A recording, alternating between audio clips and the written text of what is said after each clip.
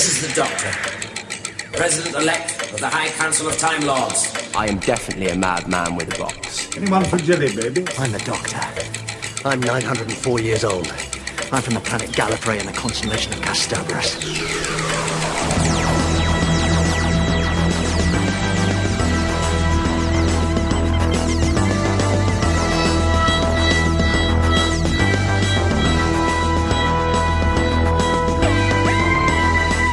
Hey, Who fans, and welcome to the Big Blue Box podcast. My name's Gary.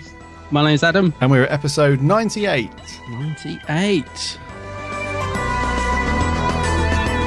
You sounded intrigued by that number. Yeah, so I just realised we are creeping ever so closely to the 100th, only a couple away. To the big 1-0. Zero. Yeah. Yeah, it's 98. 98. Yes.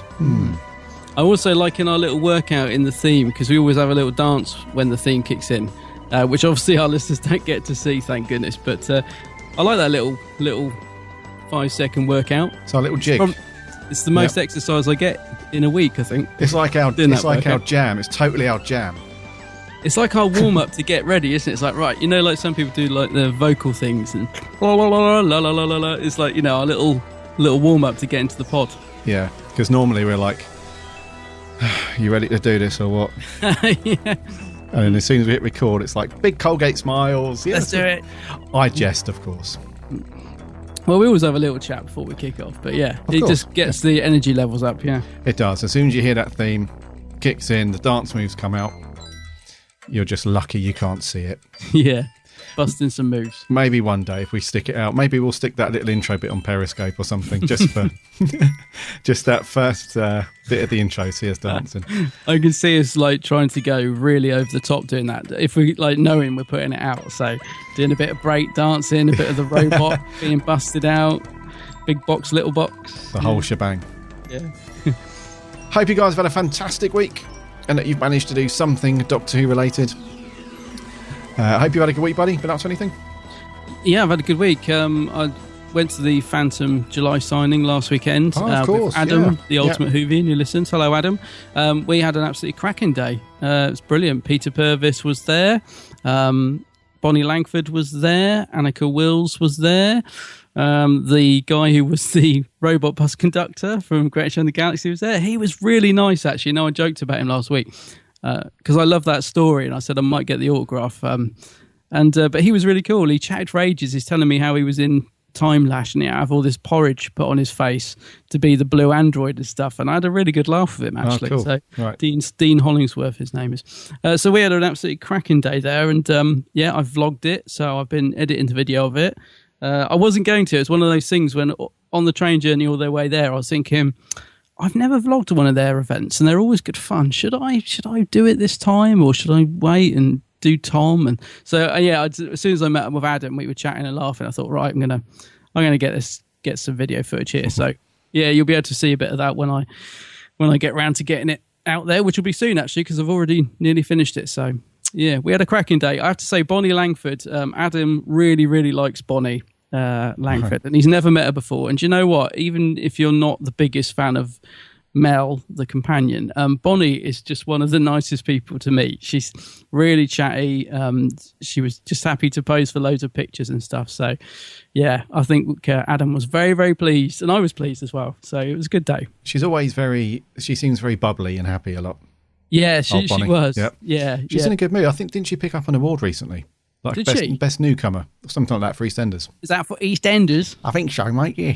She does a pretty good Cockney, doesn't she? She does a pretty good Cockney accent. Because I don't watch EastEnders, but I do occasionally when I'm flicking through the channels, I do sort of catch a bit of her in it. I've noticed the accent. It's not bad. She does it well. Oh, yeah. Really? Yeah. So that was a good day. Spent a little bit of dosh. Got a few autographs. I was glad to meet Peter Purvis as well because I met him at the 50th celebrations a couple of years back, and he was really, really nice. And I got a picture with him, but for some reason didn't ask him for an autograph. He was one of the ones that was happy to sign and pose for pictures, unlike some, Lyle Ward. So I was sort of thinking, I'll get his autograph this time because it seems weird that I've met him and not got it. And he was very chatty and friendly as well. So a very good event. Oh, sounds good. Yeah, Yes, so that's been my thing. I haven't done much else this week. I was hoping to. I still haven't got around to listening to the final part of the Master trilogy from Big For God's Finish. sake, why not? I know. I've just, to be honest with you, it's mainly because I've been editing that blimmin' video. It's taking up so much of my time. But yeah, that's on my radar. I need to get that listened to because otherwise I'll have forgotten. I'm thinking if I don't listen to it soon, I'll have forgotten what happened in the first two, and it'll just be, it won't make sense. But yeah, so I got that on the radar. But apart from that, mate, not much else going on this week with me. What about you? Me, not too much. A standard, ordinary week, really. What have I been up to? I have watched a couple of Tennant episodes. Oh, okay. Yes. I had them when I got my new Sky stuff all set up a few weeks ago. The first thing I did was have a search through for any Doctor Who, and the channel that used to be called Watch, which is now just W. Oh yeah. They had they were doing a Tennant run followed by some Matt Smith stuff. And I recorded like the tail end of, I think it's series 3. So I watched Stolen Earth and Journey's End. Is it Journey's End? Journey's End, yeah. And I haven't seen that one in quite a while. That's Davros, isn't it? That's the one with Davros. Yeah. And I name you. Yeah. Yes. And before I go on and talk any more about it, have we reviewed that one? No, we haven't. Right. I'm not going to say anything about it then. I just wanted to check that before I let a load of cats out of the metaphorical bag. So, yes, it was interesting watching that one because for some reason I just don't gravitate towards that two-parter a lot. But when we come around to reviewing it, I'm sure we'll have lots to say. So yeah, watch those off the old Skybox. Also, you spoke about Big Finish. I almost forgot. Last month I forgot to order the new story that's coming out this month, which looks brilliant, which is the Classic Doctor's New Monsters. Yeah, yep. So I ordered that the other day because I'm terrible for not ordering stuff off Big Finish. I'll put it in my calendar. So, right, payday, order this stuff from Big Finish. The calendar and notifications will come up. I'll dismiss them, carry on working. Yeah. And then, everyone else is talking about that story. And I'm like, damn it. And then I've lost out on the pre-order price because it jumps up normally. That's right, and you have to pay postage as well. And it's a really good pre-order price, isn't it? It's like £20, and is it 4 disc or 5? 4. It's at least 4, yeah. Yep. Yeah, it's a good price at the minute. Yeah, so I think it's Davison, Baker, McCoy, and McGann. It looks very good. I saw some screenshots and some people were putting some tweets out, I think day before yesterday, of the first couple of volumes. They look really good.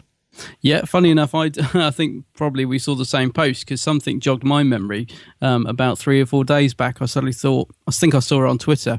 I was like, oh, same as you. I must order that before July because I need to get it for the pre-order price. And I did the same. I'm looking forward to it. I know most people are waiting to see how they manage to do the Weeping Angels on audio, which is going to be interesting, isn't it? I'm not quite sure how they're going to do that, but I'm looking forward to hearing. I was going to say seeing.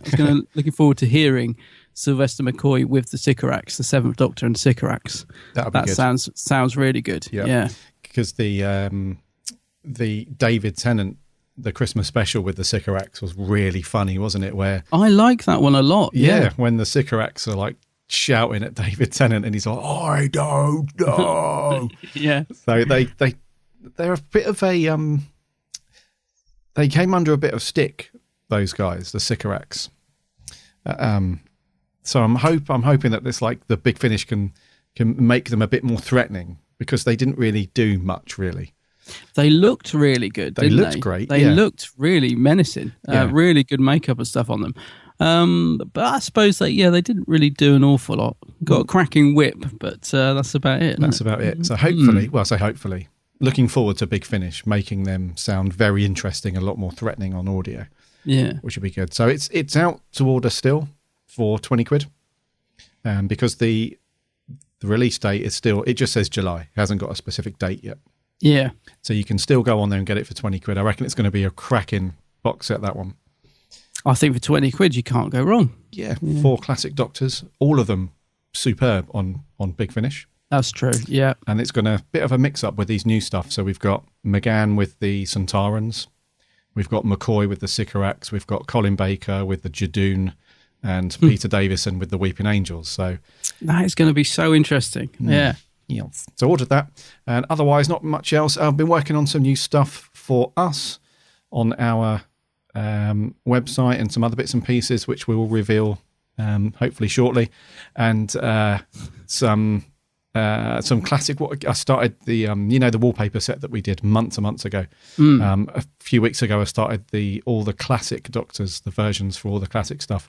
So I've been doing a bit more of that. So hopefully I'll get them done pretty soon, so you'll be able to download them. Oh, excellent! And stick them on whatever device or whatever you want. So yes, a bit light on Doctor Who this week. I haven't bought anything. You found a nice place for your Robert Harrop Sea Devil? I have. He's right here. He's right on my desk. He's guarding my my monitor as we speak. I love the picture you put of him on Instagram. Yes. Yeah, very nice. Oh, and I've just knocked him over. No, I didn't. I knocked something else over. There we go. Whatever you do, don't. I was going to say, whatever you do, don't drop him. Like I moved my Matt Smith figurine the other day that's made of resin or whatever it is, and managed to knock his hair off and had to glue it back on. No, yeah, didn't you demolish a Dalek at some point? Yeah, I'm so clumsy, mate. Because I'm forever. It's just stuff is just piling up, and I just managed to knock his wig off. But it's all right. It's glued back on. You can only tell if you look at it closely. But yeah, I am a bit clumsy. The Dalek is still in a state of unrepair. Actually, I've got two of them. I'm trying to make one good one out of two, and every time I go to do it, like another Dalek bauble falls off, or I'm like, no. God. I just Oh well. Maybe it's you got like a Toy Story thing going on. So at night when you've gone to bed, you've got that thing where all the toys come out and try and repair each other. Oh, that would be great. Toy Story 2, when there's like little cannibals of like different parts of different toys. But you wake up, it's like, I don't remember putting that on you. I don't remember the Dalek having Matt Smith's hair on it. Yeah, what's going on? Yeah. Right, talking of like merchandise and stuff, shall we land the TARDIS, do some news and merch? Yes, let's do it.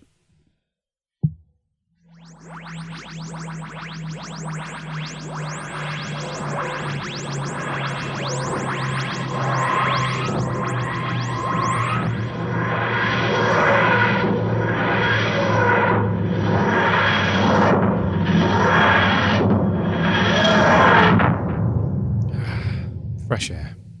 Yes. Get those TARDIS doors open, some fresh air. First up, Mr. Capaldi is up for another award.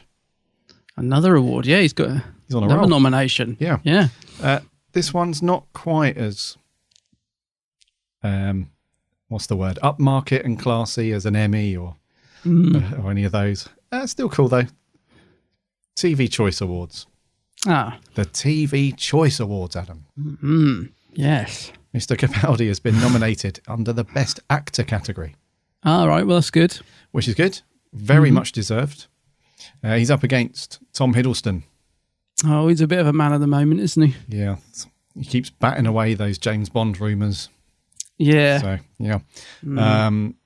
Cillian Murphy from Peaky Blinders. And Jim Carter from that flipping programme, Downton Abbey. Again. Downton Abbey. I'm sure that programme. Who's Jim Carter? Is he the butler guy? I don't know. I don't watch it, mate. I don't know. No, nor do I. So yes, he's up against those guys. I would probably say Tom Hiddleston and Cillian Murphy, or Cillian Murphy. I don't know if I'm saying that correctly. I don't know who that is. I know who Tom Hiddleston is, but who's Cillian Murphy? He's been a few things. Would I know his face? He played Dr. Crane / Scarecrow in Batman Begins. He was also in 28 Days Later. He was also in, a couple of things. Okay. No, don't know. If I was going to put my money, I mean, obviously we want Peter Capaldi to win, but of course, who's voting for this? Is it a panel or is it TV viewers? No, viewers. It's viewers. Okay. Yep.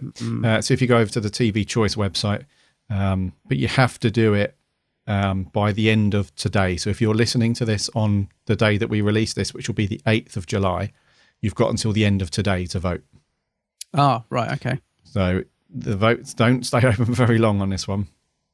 So if you want Capaldi in there for Best Actor, you need to go over to the TV Choice Awards website.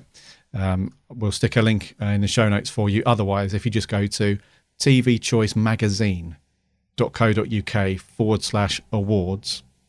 You can kick off your votes there. Yeah, and let's support him, because there's going to be loads. Let's face it, there's going to be loads of people voting for Tom Hiddleston, isn't there? Yes, he's very much in the spotlight at the moment. So that's his role in The Night Manager, which I didn't see, but apparently was quite popular. So yeah, I watched it. Yeah, Any good? It was it was a bit of a slow burner, but it was good actually. Yeah. Okay. Yeah, obviously I'm supporting Capaldi, but yeah, it was good. Yeah. Right, in other news, guess who's a very happy chap? Mr. Stephen Moffat, that's who. The Mothball. The Mothball. You wouldn't think so by the picture they've used on the website, but he's a very happy chap. He's just received an honorary doctorate. That's right, isn't it? Honorary doctorate from the University of the West of Scotland. So it's pretty much from his hometown, isn't it? From what I understand. Pretty much. Yeah, and I was talking to Gary about this before we kicked off, because I wasn't quite, I'll be honest with you, I wasn't 100% sure what that means, like what a doctorate was. But basically, he can use the title doctor, can't he? He can indeed. He's Dr. Stephen Moffat. If he so chooses, yeah. Yeah, but he's not going to be performing any surgeries or brain transplants, is he? Unless they're on scripts or... True, yeah. Yeah, it's pretty cool. It's one of those things where, like we were talking about before, you can get a doctorate in so many things, but we just didn't, normally you just associate doctors with medical and all that stuff, but you can get a doctorate in loads of different things. So this is great for his career. And I would say that it's like a bit of a double Brucey bonus for him, because he goes up a notch, with his, because he's won quite a few things over the years, hasn't he? Not just for Doctor Who, but, Sherlock and some other bits and pieces. So have this, and also from where it's, the university as well, from West Scotland. It must be a nice feeling for him to sort of go home, so to speak, quote unquote, and get that. So yeah, I was going to say that's a quote from him. He says, "It's always a joy to go home, but to go back to Paisley to receive a doctorate feels like I finally made it. Feel very honoured and, more importantly, very happy," says Stephen Moffat. So yeah, he's a happy chap, but he's not alone. He's not the only person to have received a doctorate, because guess who else has just got one? Tell me. David Tennant. Mr. Tennant. Wow. David Tennant. He's received an honorary doctorate for drama. So I should have said, I suppose Stephen Moffat, I assume, received one for writing. Was it? Doctorate for writing? Yes, he got one it was for writing. Okay, for his contributions and all that. Yep. So David Tennant has received one for drama from the Royal Conservatory something of Scotland. Can you say it? The Royal Conservatory. Conservatoire. That's the one. Conservatoire, yeah. Yeah. So he's also a very, very happy chap. There's a little video of him knocking about. He seems very, very humbled. Very... he does say that. He says, "I'm honoured and rather humbled to be here. It's all quite overwhelming, but lovely to be back." It invokes some very vivid memories. It was a very important time for me. I don't think I would have survived my time here without my time here. For me, it was essential. 3 years of getting to practice in a safe environment. I was young, green, and I did a lot of growing up here and learned an enormous amount. They were very formative years, and I look back very fondly. So again, this was David Tennant going back to, where he studied drama many years ago in Glasgow. And it's all great stuff. It's really good. It's good for the Moff, because the last couple of weeks, he's been very, not down in the dumps, but he's been quite melancholy. Reflective. Yeah, reflective with his views on certain things. Doctor Who, he's wasn't one of the things he said that Series 7, he wasn't very fond of, that time and how that came about, the storylines and so on. So it's good that this has sort of lifted him up. And the same, David Tennant has been down in the dumps, but it must be a great experience for him too, because in a very sort of paradoxical way, he can now call himself the Doctor. Yeah. If he so chooses. That must be like... Well, it's nice to be honoured by your hometown as well, isn't it? I think that's the thing that's quite important to him. It's actually like, there's a sense of achievement there, isn't there? I think, getting it from where you come from. So yeah, well done to David Tennant and Stephen Moffat, Absolutely. the Doctors, the two Doctors, yes. Doctorates, yeah, the Doctorates, yes, as a TV show right there, the Doctorates, yes, yep. Right, pesky Daleks, let's get them in. Bring them in. Merch Corner. Merch Corner. Merch Corner. I don't know whether to be impressed or disgusted. It's a bit rubbish, but it's pretty. It's very pretty. Hello. Hello. We're going to talk about Lethbridge Stewart. Lethbridge Stewart, yep. Those awesome series of books that were kicked off by Mr. Andy, Frank O'Malley, by Candy Jar Books. The next one is going to be quite special, I think. I would say.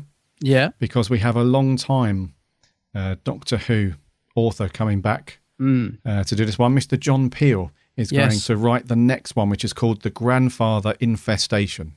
Great title for a start. I was just about to say, how awesome is that title? So we've spoken about the Lethbridge Stewart books many, many times over the past, 10 months, a year, whatever it is.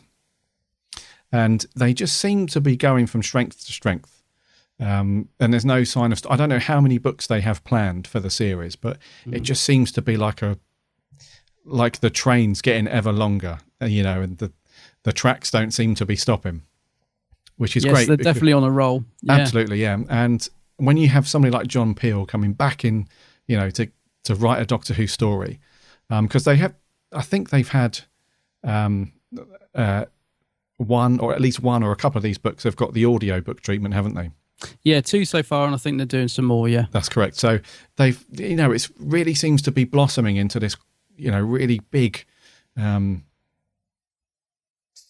of bubble, for Lethbridge Stewart and his character and all the surrounding characters. And it really gives a great opportunity to explore all of those little nooks and crannies in the Doctor Who universe, around Lethbridge Stewart that we haven't seen in any of the TV shows or probably not in any of the Big Finish either. So this is like a real nice area to be in, around that character, but stay within the Doctor Who universe, which is good. So John Peel is going to write The Grandfather Infestation. This is out in... you can pre-order it now. I'm not sure when this is out. It's later on in the year, isn't it? But yes, John Peel has written lots of Doctor Who fiction. He was personally picked by Terry Nation to write some of the early Dalek stories. Yeah. He wrote the 12-part story, The Daleks Master Plan. He also contributed to Mr. Troughton's debut story, Power of the Daleks. And he was also... he was chosen to write and launch the very first Doctor Who prose novel, Time Rim, Genesis, in the early 90s. So he's got a lot of experience, really knows Doctor Who inside out. He's got a really good sort of classic Who, head on his shoulders. And I think this will be a great addition to Lethbridge Stewart run of books. Indeed. And once again, another cracking cover. Brilliant. Where are they finding these guys to do these covers? I don't know. I love it though. Yeah. Yes, so good. And it is, when is it out? It's you can pre-order it now. Well, I think it might be out quite soon, but I think they don't actually get, a bit like Big Finish. They don't give you exact dates, but I think it's I think it might be this month or maybe next. It's quite soon, I think. Okay, right. Yeah. So again, we'll stick a link to it. But if you want to order this to go along with your other Lethbridge Stewart books, it's over on the Candy Jar site. You won't be able to miss it over there. So looking forward to this one, mate. It's going to be a good one. It is, yeah.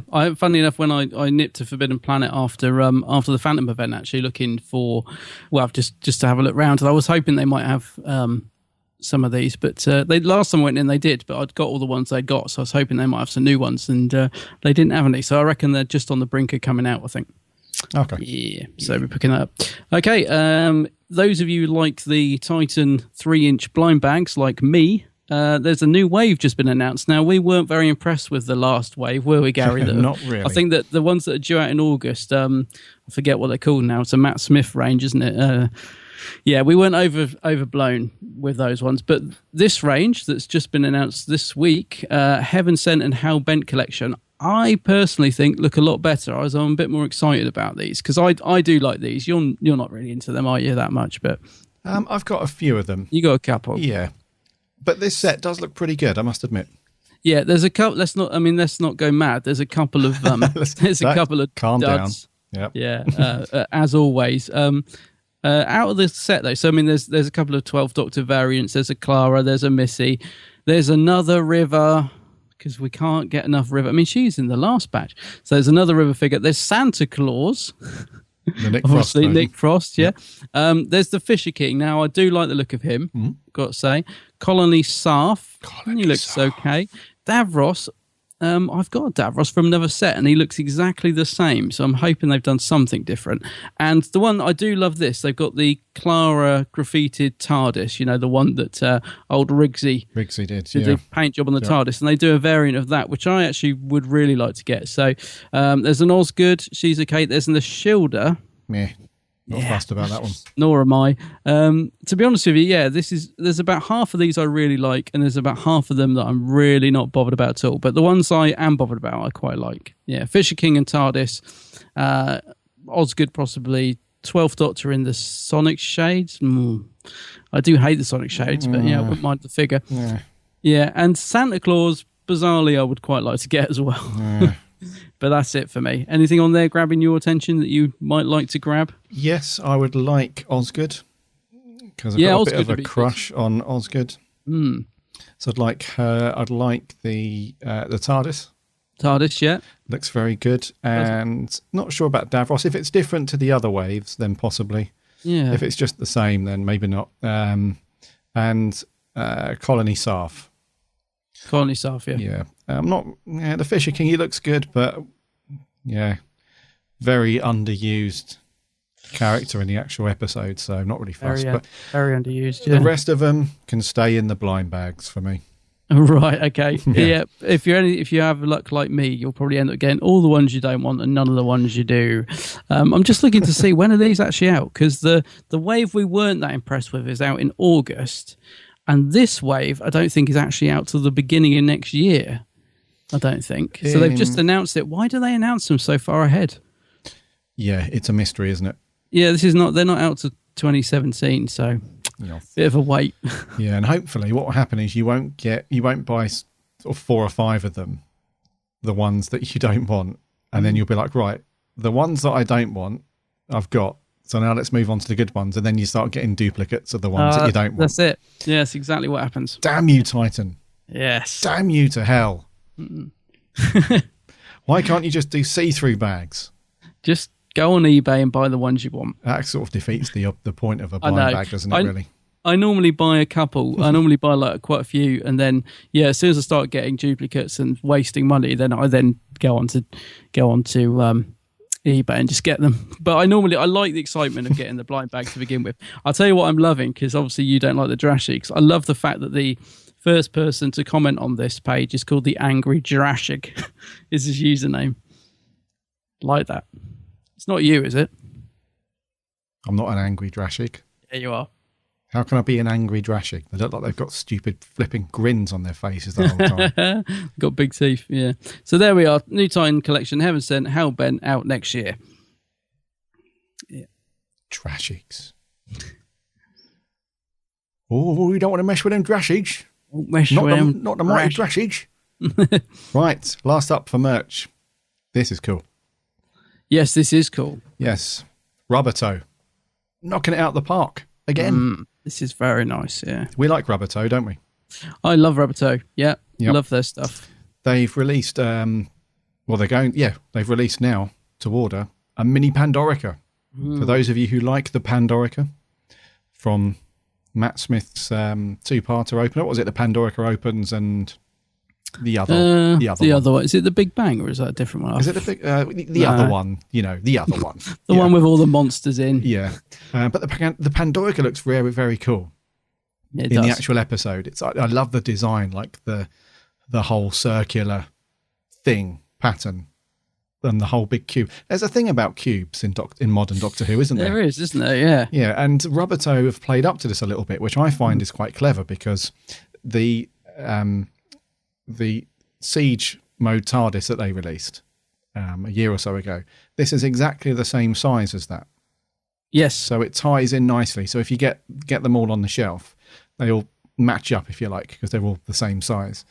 And it looks quite similar to the Siege mode TARDIS, with the exception of, obviously, the design is the Pandorica on the outside, but they've used this like glow in the dark paint for the circular thingy.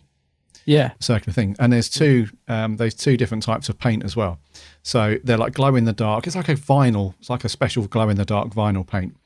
And it glows a different colour depending on if it's daylight or nighttime, which sounds really good. So it does. In very sort of low light situations, so, you know, nighttime, all that stuff, it will glow green, which it does in the actual episode. And they've also used this special blue gel over the top. So during the day, it will glow blue. That's such a cool little idea. That's awesome. Yeah. So so if you guys have seen the Siege Mode TARDIS that they released, it's exactly the same. I'm assuming they've used the same mould and so on. But they also have made it the same size as the Power of 3. You know, just the black cube. Yeah, it's got nothing on it. It's just, you know, a glossy, nice looking black cube. Yeah. It's the same. So all these three things are exact from the same mould. So if you've got one or two of them already, this might be the next sort of logical step in the collection. Yeah, I was going to say, yeah, they'll look great together, won't they? Because you've got the Siege Mode TARDIS, which looks really good. Yeah. If you could afford to have the three of these on your shelf, I think they would look great. I love the fact they've just gone into to put that nice little idea of the glow in the dark. It's a really nice little touch. Price isn't too bad, actually. I mean, obviously you do have to add a bit onto this, but the price of it's $54.95. And then you have to add on shipping and VAT. So it'll probably work out, so it's $5.60. So it's going to work out about around about £70 by the time you get to checkout. But it does look like a really nice little piece. That, I'm quite tempted with it. It does look good. Yeah. Yes. Yeah. And as you guys would know from all the other times that we've spoken about the props that Rubbertoe put out, they're extremely high quality. Very, very good. Even something, I don't want to say simple because it's not. Even something as, and I don't want to say basic either, but something like the neural block that you picked up recently. Yeah. From Hellbent. Even something, it seems like a bit of an oversimplification to say it's a simple piece because it's still very intricately designed and the detail's great. But even something like that just looks fantastic, doesn't it? It's really nice. I was going to say, yeah, I picked up the neural block from there. They had a sale, so it was a bit reduced. And I have to say, one thing I love about Rubbertoe, I've ordered two things from them now, the Confession Dial and the neural block. Both of those were sent out really, really quick. They arrived in like 2 or 3 days after ordering, so I'm very impressed with their service for a start. And yeah, the products are really good. They're all sort of individually made, but very lovingly made. So, they've obviously taken time over it. And yeah, they're nice things to have. They are a little bit pricey, some of them, but there's a lot of work goes into them. So yeah, very nice little things to get. Very good. Yeah. And if you will, in our show notes, we always stick links off to if we do merch and stuff. It's really worth checking out the photos on their website so you can see what the glow in the dark green and the blue looks like. They look so good. Very, very cool. So yeah. Yes. Very nice. That's going to do for news and merch. Yes. Adam, my good fellow. Adam, my good fellow. Hello. Pip, pip, what? Doodly, doodly, doodly, doodly, doodly. Please tell us, what are we reviewing this week? Well, if that music cue wasn't enough for you, I'll tell you. It is Mawdryn Undead. We haven't much longer. I need to know that I have your assent to our arrangement. You'll find me the most accommodating of partners. But murder? I'm not sure I could go that far. You will be destroying one of the most evil creatures in the universe. He calls himself the Doctor. Why can't you destroy him? You have the powers. I may not be seen to act in this. I must not be involved. I need time to think. There is no time. Yes or no? Don't send me back to Earth, please. Yes or no? Yes.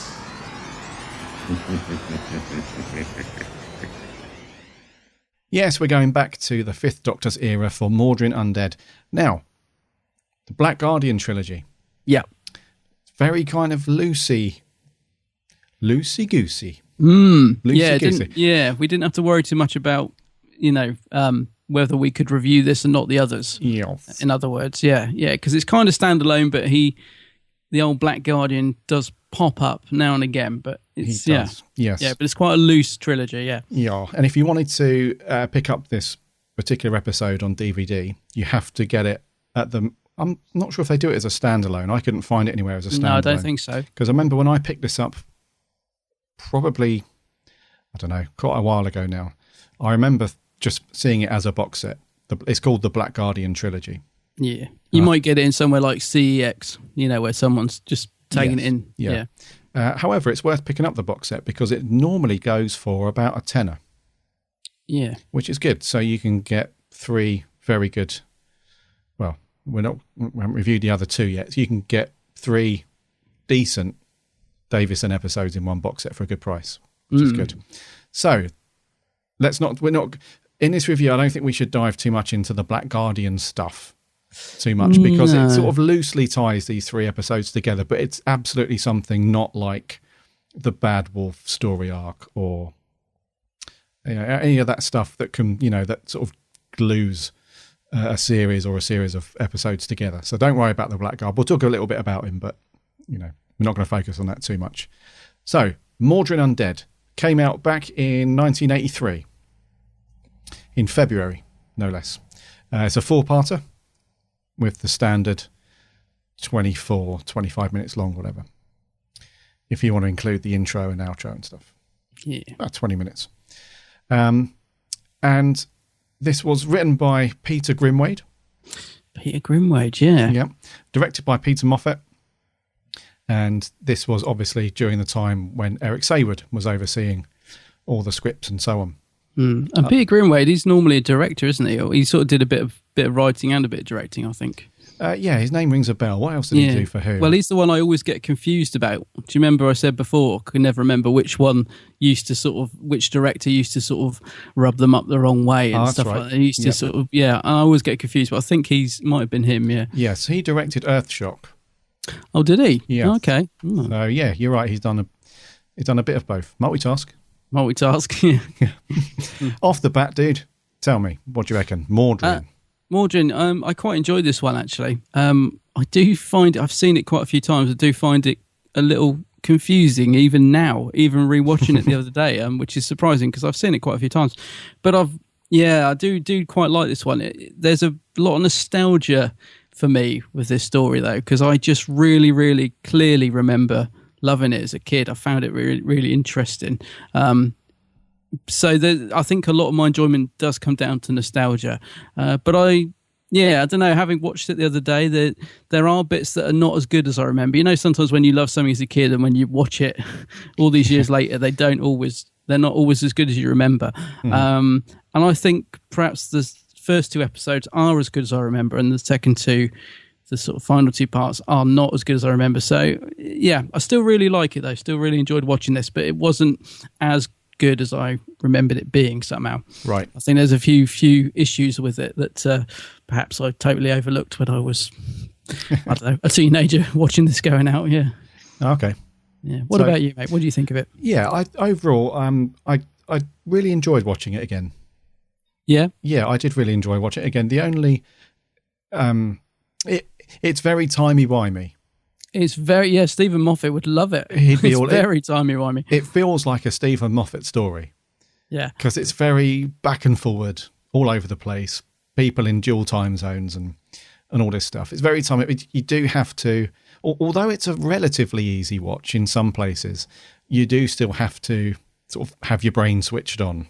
Oh, yeah. I think if you were a casual viewer just tuning in, like if you'd got friends pop over and you're watching Doctor Who and you're watching this, they'd be like, "Oh, Doctor Who! Oh, I used to watch this." It's not one for the casual viewer, is it? It's you have to really watch it to follow what's going on. You can't just sort of check your phone or Instagram and then come back to it because it's quite easy to lose track, I think. It is, and it's. I'll be honest with you. I literally watched episodes 3 and 4 this morning, not long before we started recording, and I had my laptop out and I was making a few notes, and there was at least once or twice where I had to rewind, only for 10, 15 seconds, because I thought, hold on, I can't remember what happened there. What was it? So I have to sort of go back. So there are a few spots within each of the 4 episodes, really, where you don't have to, but you can't sort of switch off and have your phone out at some times and stuff like that. But overall, I really liked it. I really enjoy some of the characters in this, notably our TARDIS team, which is pretty good. Obviously, the Brig. Yes. The Brig is back. And yeah, I'm not too sure on Mordrin and some of those guys, but overall, I did really enjoy watching it again. It's not one of those Davison stories where I'm like, can't stand that one. I guess even though it's quite confusing, I always quite happily sit and watch this story. Yeah, that is one thing I would say about it. It's it may not be the best. It's probably not one of my all-time favourites, but yeah, it's one I will always quite happily sit and watch. And there's lots of stuff in there I really, really like. Yeah. Yes. So yes, I think. Yes. Well, let's get into some detail. But the plot for this story is it's our introduction to Turlough. Yes. So this Bring is in Mark Strickson. Yeah. Mark Strickson. Yeah. So this is his first episode on Who. This is how we discover why he's on Earth. We get that, and how he ends up in the Doctor's world, basically. Yeah. So Turlough is he's basically he's an alien, and he's stuck on Earth, and he's I imagine because of his perceived age and so on, he's in a boarding school, isn't he? A boys' boarding school, but he's obviously superior in terms of intellect and stuff. So he's bored. So the only way to sort of stave off boredom is he just causes trouble, and he just doesn't give a crap about the teachers and schoolwork and all that stuff. But they do recognise that he's very intelligent and so on. So they're quite frustrated that he doesn't apply himself, but they obviously don't know why he's like that. So he ends up in an accident, doesn't he? He ends up crashing the Brigadier's car. He takes the Brig's car for a joyride. While he's unconscious from the crash, he gets approached by the Black Guardian. So the Black Guardian is, not to give too much away, is pretty miffed at the Doctor at this point. Because in a previous story, if we rewind back to the Tom Baker years, in a previous story, the Doctor stopped the Black Guardian from getting the key to time. So he's not happy with the Doctor. So I assume since then he's just been seething and, waiting to get his revenge on the Doctor. So he sort of brainwashes Turlough a bit and wants him to destroy the Doctor. Yeah.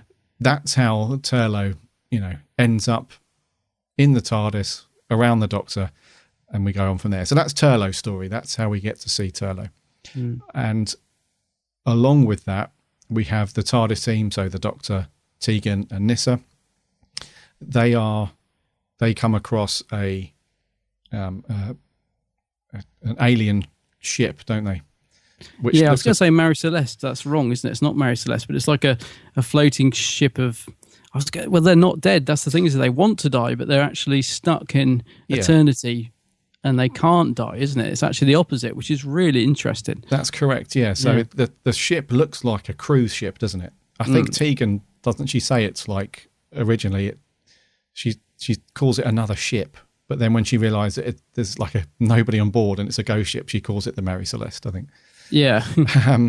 So the ship is, it's being inhabited by these aliens who, what are these aliens called? Well, I'm not sure what they're called, but they've tried to discover the sort of secret of the Time Lords, haven't they? So they've sort of tried to work out to regenerate and live forever, and then they've decided they don't want to live forever, and it's all gone a bit wrong. And actually, what they really want to do is just die, because they're stuck on this ship for eternity. Yeah. So they stole, didn't they? They stole this regenerative technology from Gallifrey. And they tried to get it to work, but something went wrong and it caused this sort of horrible mutation. Yeah. So every, however many years it goes past, they end up with like these horrible their sort of flesh starts to, It's quite gross, isn't it? Yeah. So the only way that they can stop that process is to use this Gallifreyan technology to heal them for a while and then they just end up going round in circles. And like you say, for all eternity, they can't die. They just have these horrible conditions where their skin starts to sort of crumble away and all this stuff. And yeah, the whole point of them sort of capturing the TARDIS and getting the Doctor to help them is they want to die, don't they? Yeah, I think pretty much. Yeah, they've decided that it's basically all gone wrong for them, hasn't it? So they've just decided that who wants to live forever? Basically, we made a mistake. Just put us out of our misery. Yeah, is basically what they're saying. But to do this, the Doctor realizes he will have to give up his. He actually states it, I think, 8 remaining regenerations, meaning he will die as well. Correct. So obviously he's not too keen to plug himself into the machine. Well, he won't die. He'll just lose all of his. He will no longer be a Time Lord. Oh, that's it. Sorry, yes. So he'll lose all of his regeneration energy, and then that'll be it. He'll be effectively mortal, I suppose. Yeah, maybe I suppose in a way that's kind of turning him human then, in a sense. It's well, not human, but it's making him, like you said, just like he could be. Yes, he'll just die naturally, sort of thing. Yeah. And so the main dude on this ship is a character called Mordrin. Yes, and he's got a very nice pot noodle on his head. Yep. And so him and the other members of the crew, they were exiled from their home planet essentially because they were like, you've got this technology for immortality, but when it all went wrong, they got exiled from their home planet. And so because they can't die, they're undead. Hence the title, Mordrin Undead. There you go. And there we go. There's other stuff going on, which we'll come on to. But that's essentially it. And like you said, the Doctor has to give up his regenerations in order to stop this process, and they can die. And there we go. And that's it. And in the middle of it, we've got like these 2 different timelines. So when the sort of Doctor and Nyssa and Tegan get split up in 2 different timelines, basically. And the bit I do love about this is we get to see 2 different brigadiers. So Tegan and Nyssa get to go back to 1977. That's right. Where the brigadiers at this boarding school. And the Doctor goes back to where they should be, which I think is 1983, isn't it? And meets the brigadier there. But the interesting thing is the brigadier doesn't remember him or any of the past adventures, does he? So he's like, I don't know who this Doctor guy is, and you're sort of thinking, hey, what's happened to the brig? And slowly we bring the 2 different timelines together, and that's the bit I personally absolutely love about this story. Because it is very timey-wimey. It is quite confusing to an extent. And it also does cause quite a lot of little continuity issues with UNIT and crikey, and other things. Yeah, I can just imagine John Levine went berserk when he heard the Brigadier saying that Benton had become a second-hand car salesman. I bet he was like, "What?" Yeah. I was a bit like, I just can't see Benton doing that. But no. So it does cause a little bit of continuity issues with some of the UNIT stuff. But yeah. It does make for an interesting watch, I think. Yes, and the Brigadier, he is quite a key character in this story. Yes, and it like we said, it is very timey-wimey, pretty much off the bat, really. Yeah, because when the Doctor first bumps into the Brigadier doesn't know who the Doctor is, doesn't know what a TARDIS is, all that stuff. So you immediately think, what's going on here? So then it unravels as you go through each episode, but. So it all sort of culminates really with the brig.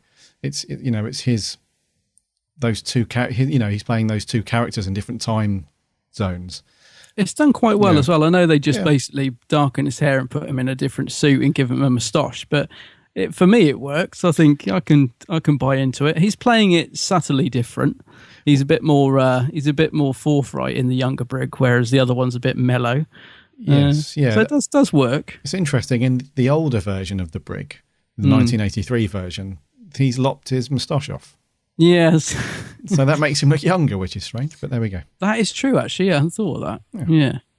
Anyways, let's talk about some of the story stuff and how this moves along for a classic Doctor Who episode, collection of episodes. Pacing and direction and stuff, pretty basic. But nothing really to complain about. Yeah, I would say it's when we get onto the set where we're on the Mordrin's sort of cruise liner ship thing. they all seem quite samey because I don't think they had much money to build a large variety of different sets. So we see the first one where it's got like these strange portraits, models of people in picture frames, and that's where the transmat, isn't it? Where that's how basically the Doctor and everyone else travels between this ship and Earth. It's like this silver metal orb thing, which transmits them, to and from Earth. So that whole bit there, the transmat thing, and we have that, and then we have this little scene where it almost looks like a TARDIS interior, which kind of makes sense really because it is from Gallifrey, and that's where they have this sort of regeneration technology where all of these aliens, Mordrin and his aliens, get into these pods, and that's where they go through the regeneration stuff. So we have that set, and then we just have like various corridors. And the set, I mean, the spaceship itself looks very Art Deco, isn't it? Like you were saying earlier, it's quite hideous actually. But I thought, I don't know, I think perhaps that's slightly intentionally, I'm not sure, but it looks really garish, red and gold, and sort of almost 1930s American style. I don't know. It's a very unusual looking ship. Let's put it that way. Yeah, it does look a bit, when you look back on it now, probably at the time, because the Brigadier does mention something about it's very luxurious, Yeah, to be around luxury and stuff. So probably at the time it was very in with that style. But yeah, it does look a bit garish.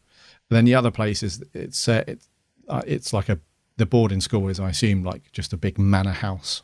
Great location, actually. I love that because it's got the obelisk right miles away in the background. I kept thinking, I bet that was fun to film there, having to constantly go all the way up the hill with the TARDIS prop, and but it's a great location though. Looks good. They do it the other way around as well. When they're up on the hill at the obelisk, they look back down and you can see the big manor house miles looks quite far away. Yeah.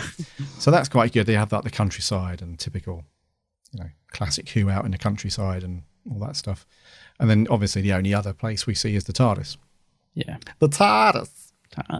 Good impression. And so that's like in terms of production and stuff, what you would expect to see from a typical classic Who.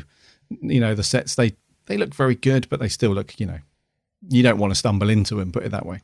Yeah. And then sort of editing, direction, that sort of stuff. Like it's very down the middle for me. There was nothing that cried out like, wow, Peter Moffat's really sort of pushing the boundaries there of where he's going to play, where he's placed his cameras and all this stuff. It was just fairly normal, I would say. And the way that it was cut together as well, even when there was, because there aren't really any action scenes in this. There's no, do you know what I mean? There's no big fights. There's no shootouts. There's no, there's nothing really sort of actiony going on. The only sort of bits we see is like Turlough now and then. Gets a bit irate. So in terms of direction and stuff, it's very normal. Exactly what you'd expect to see from a sort of run-of-the-mill. Yeah, like you said, it's not bad, but it's nothing adventurous or outstanding. Yeah, exactly. You can't complain about it because it does the job. Yeah, it does the job. But then again, it doesn't do anything in terms of, it doesn't. There's no sort of really. There's no flair. Sort of high camera angles. There's no close-ups of such, really. There's no sweeping camera movements. It's all very, you stand there, action, cut, right, we're going to go on to the next bit. It's all very, as you'd expect. Anything you want to say about the music? Because I'm going to talk about the music now, because we always forget. We get to the scores and you're like, before I get to the scores, Gary, got to mention the music. I love the music in this. I was going to say, you're a fan of this, aren't you? This is Paddy Kingsland doing the music. And I think I'm a bit of a fan of him because I quite like a lot of his work on Doctor Who. It's very, it's quite over the top at times, and it won't be to everyone's taste. But I personally, I love it in this. Even the bit with the car, which is probably the most, it's the cheesiest of the music, I think. Well, it's the bit I was doing at the beginning, the doodle doodle doodle. Yep. Very, very cheesy. But we also get a bit of almost 70s sort of, you can imagine it being in like The Professionals or something, like guitar, don't we? We get a bit of that going on. And it does, because you just said earlier, there's not much action in this, but the music does help to give it a good sense of I don't know, it does help to provide an atmosphere in this, I think, because it does add a bit of tension to scenes which perhaps would have been very flat without it, I think. You know, even if it's just them running up the hill to get in the TARDIS and you know, and Turlough behind the Doctor with a rock, you know. I think the music does its job in this, even if it's sometimes a bit over the top. So yeah, I'm fine with it. What about you? Yeah, I found, don't get me wrong, I'm not a huge fan of it. It is quite cheesy at times. However, it has got a good variety of music in it. Yeah, I would say between certain scenes, especially like the opening scene where Turlough's stealing the Brigadier's car. Like you say, that's a little bit cheesy, but it does move to different, because it's like a sort of early 80s synth, sort of soundtrack. But it does change as we get through the story. So there is like these little, and it sort of progresses as well. So we have these bits of music where it's a little bit cheesy at times, yes, or it's, you know, it tries to move the action along. But when we get into episode 3 and 4, there's some drums, electronic drums start to appear in it. And so it does sort of progress along with the story. Yeah, it does. And also when the Black Guardian appears, we get that it's a real dread theme, isn't it, that comes in, which, you know, like he isn't scary enough. Get that theme as well. Yeah, no, I like it. So Paddy Kingsley, he does a fairly decent job. I mean, I wouldn't put it on to listen to, you know, around the house or while I'm working or something. However, it does suit the story. You say that, actually, but do you know, I think there is one piece that I really, really wanted to try and track down. I'm wondering if I have it. I love it when the Brigadier has the flashback and the Doctor's trying to get him to remember him, which is a brilliant scene because it's always lovely to see classic clips in an episode.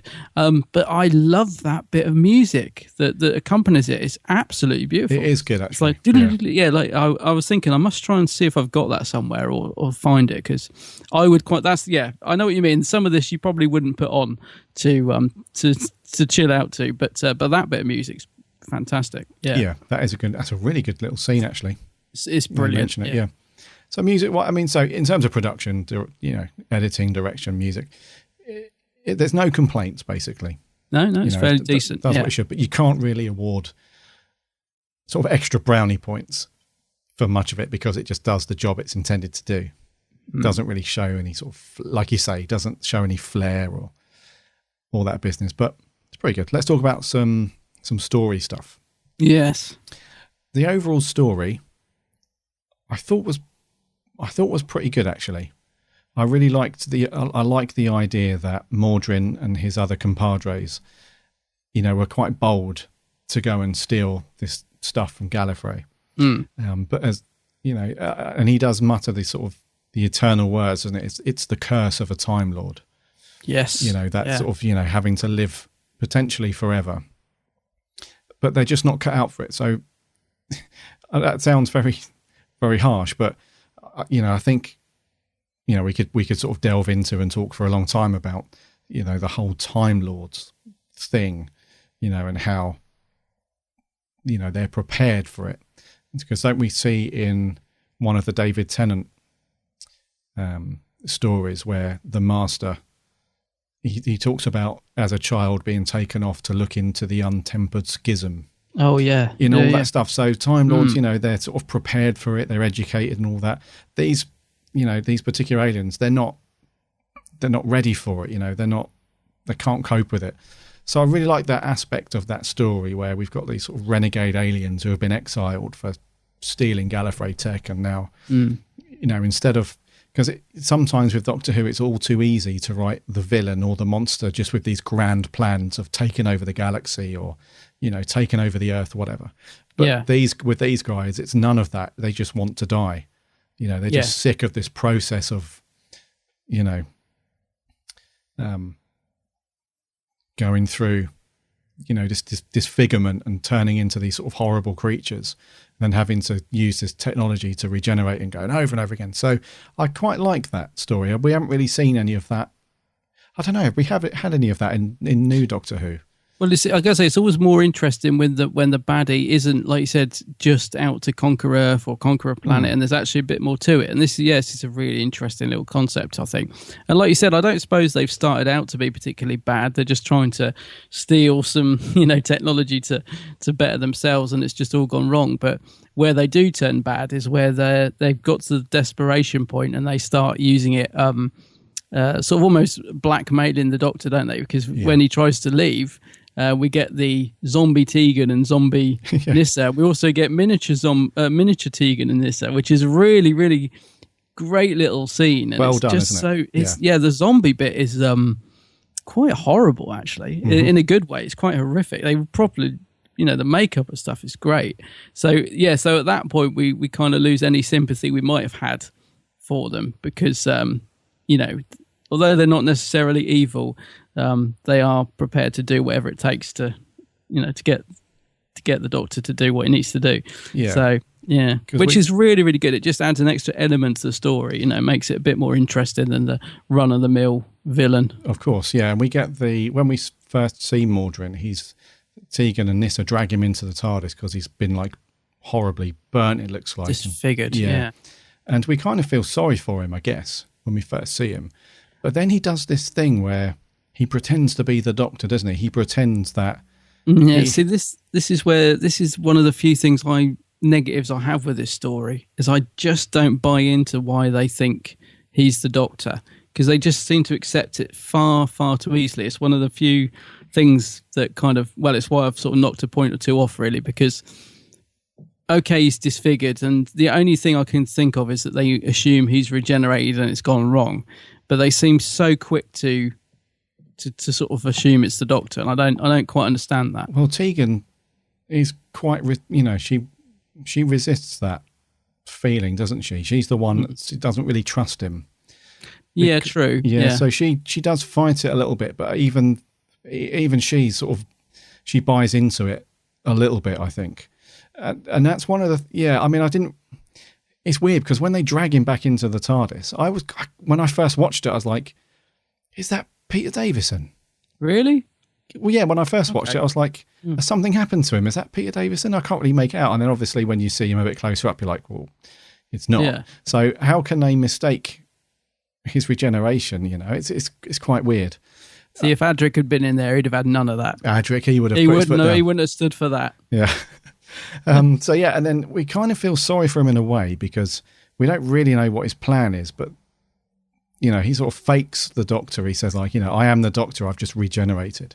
He just wants to get back into the ship and back to the the regeneration thing so he can do his thing, I suppose. So then when you find out that he's in like an eternal torture, if you like, you do feel sorry for him. But then when we have that scene where he sort of blackmails the Doctor, where we see Tegan and Nyssa with the zombies and the kid and stuff. It's not like, and then we sort of lose that sympathy for him, I suppose, quite quickly. What's going on with when we first see him though, when he does that sort of, he's got the Tom Baker's burgundy coat on, hasn't he? Yeah. And he does like that reveal. He sort of turns around. I'm Mordrin. Mordrin. Yeah. Mordrin, not Mordred. And he's got the pot noodle on his head is pulsating, but it only does it in that scene. Do you think it malfunctioned for the rest of the episode or something? Because it doesn't move in any other scene. But in that one, it's like there's obviously something under there. Or maybe I don't know. Maybe there's something. Do you know what, mate? You cannot stop looking at it. I know. It does move. It does move in other scenes. It just doesn't move as quickly. It's like perhaps the batteries were going in it. It does look like someone's just put a pot noodle on his head and sort of flattened it down, doesn't it? It really does, yeah. But it does move, and then in other scenes, it won't move for like sort of 20 seconds, and it will move up a little bit, and that's it. See, I was doing Noodle Watch. I was sort of watching it, thinking, what's happening with that? Talking to mechanics, though, that thing that poor old Turlough has to carry around with him, that light up bulb, the light up cube, whatever. I quite like it, but apparently it was an absolute nightmare because of the studio lights had to be really, really bright for it to show up. So it was basically connected on a wire down his arm. Oh, Turlough, the little thing that Turlough's got from the Black Guardian. Oh, right, yeah. And connected up to a car battery. Oh, really? So if ever he moved any sort of distance, they had to have someone following him carrying a car battery, because it had to be so bright to show up under the studio lights that's the only thing they could use. Right. He says in the making of, God, it was awful. He said not only was it uncomfortable, and not only did I have to keep trying to conceal the wire with my other hand, he said it was like red hot, so I could only sort of film like, you know, a minute or whatever, and then I'd have to stop to get to put it down. So yeah, fun times with the props. You'd have thought they could have just overlaid a little effect on it, wouldn't you? Yeah, I think, but that's one of the cool things about Classic Who, though. They always tried to do the physical effect rather than rely on CG, because they didn't have anything back then. The only thing they had really was like the blue screen video overlay. What did they call it back then? It was CSO, yeah. So they had that, but they couldn't really rely on, you know, much else that would create a realistic effect, I suppose. Talking of effects, actually, while we're on it, I do think they're okay, apart from the spaceship on the TARDIS scanner looks absolutely appalling. And on the and also when the Black Guardian first takes Turlough, we get a really 80s computer effect as the background, don't we? Like this circular, multicolored effect. But on the DVD, I didn't realize you can actually they give you an option to watch it with new effects, which aren't bad actually. I mean, okay. I was going to say, I will always watch it with the originals because that's how I remember it. That's how and I love them for being bad, if you know what I mean. But I did have a quick look at some of the new effects because I did think the spaceship looked particularly naff when it was coming towards the scanner on the original. And there is a very nice little effect that they've altered in the alternative graphics with the TARDIS sort of spinning like a model TARDIS shot. So it's quite nice to watch it. You know, if like me, you've watched the story a few times and you just fancy watching it with a bit of a difference to freshen it up, just bung on the new effects on the DVD because they've not done a bad job actually. It's okay. It's okay. Yeah, I will always watch the original effects though because that for me is a bit of a George Lucas thing. Exactly. You know, same. So it's cool to watch out of interest to see what the new effects look like, and yeah, they're pretty good, but it does sort of take it out of. You know, it removes it out of the flow of the story. Oh, it does. Because one of the things about, as I'm sure you all know about Classic Who is, you know, its charm is its bad effects. Yeah. You know, all that stuff. So, yes, it's worth checking out just to see what they look like. But, yeah. Because when Turlough holds the little cube, they've put like a little effect on it, haven't they? Yes, right. Which I was thinking if they could have done that back in the day, they probably would have been a lot easier than a car battery and a hot wire. But yeah, that's what they used to do back then. So yeah, right. So actually, let's talk. We might as well talk about the Black Guardian and how we, you know, how we sort of. He doesn't really does he? I guess the point of it is it looks like he's brainwashing Turlough because the effects that they have in the background looks like something that you see on sort of hypnotists. When you see stories of like swirling patterns and stuff, it does look quite hypnotic and So Turlough, he does look very wide-eyed and starey, you know, like he's being brainwashed, I guess. I do like that scene. I think it's a really nice idea that he sort of takes, you know, you can see himself lying on the floor. He's not meant to be dead, or is he meant to be dead? I'm not sure, but you can see himself outside the car after the accident. Yeah, it's like it's almost like he's looking down on himself, and the Guardian saying, you know, you've got to do what I say, otherwise. He's basically saying, otherwise I'll just kill you now or something. Yeah, he's having like an out-of-body experience, isn't he? And I wasn't sure about that, whether he was just unconscious and regardless if the Black Guardian was there, he would have woke up anyway. Or if he, like you said, if he was, you know, if he was saying to him, you know, do as I say, or, you know, you're out of it. Well, Yeah. But that was quite well done, I thought.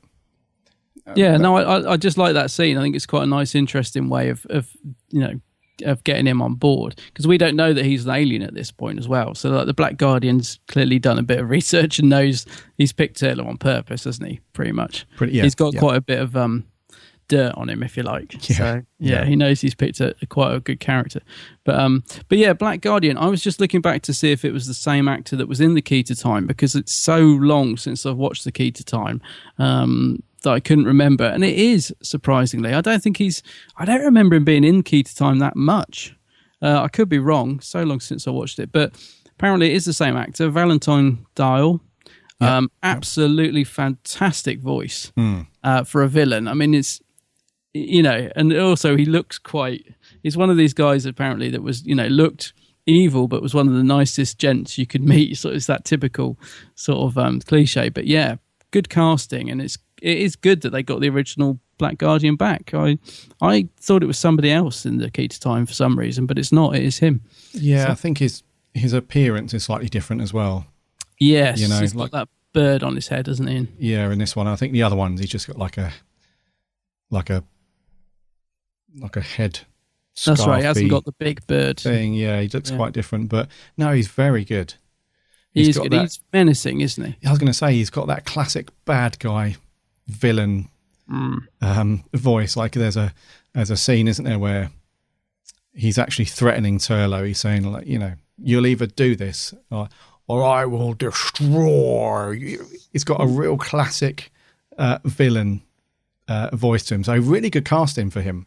He sounds like he smoked about 1,000 cigarettes a day, doesn't he? Yeah, because although he isn't in it a lot, I mean, he's not, I think you're right, in the Key to Time stuff, he's not really in that much either. I don't remember him in it that much, no. So he's not in this a great deal. He pops up, obviously he's at the beginning where he's brainwashed Turlough, and then he pops up again just at little bits, really. Just like these little key moments where he feels like Turlough isn't sort of pulling his socks up and doing the job. He sort of throws in another sort of couple of threats and, guides Turlough, if you like, to the Doctor.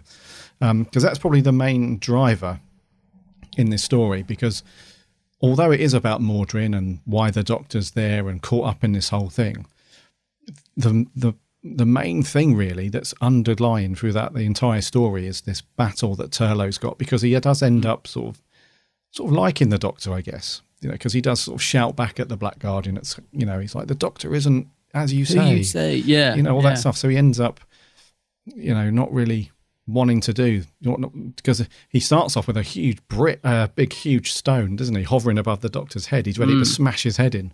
It's a good cliffhanger, that, and I really like how they get out of it as well. Just a really nice, simple idea, wasn't it? Oh, the thing exploding. Yeah. So that, I mean, so the overriding thing really, the story really is about Turlough. Yeah. Really. I mean, it's about Mordrin and the whole thing, but it's about Turlough. The Black Guardian, his interactions with Turlough are really good, really threatening, quite menacing, really good sort of monster of the week villain vibe.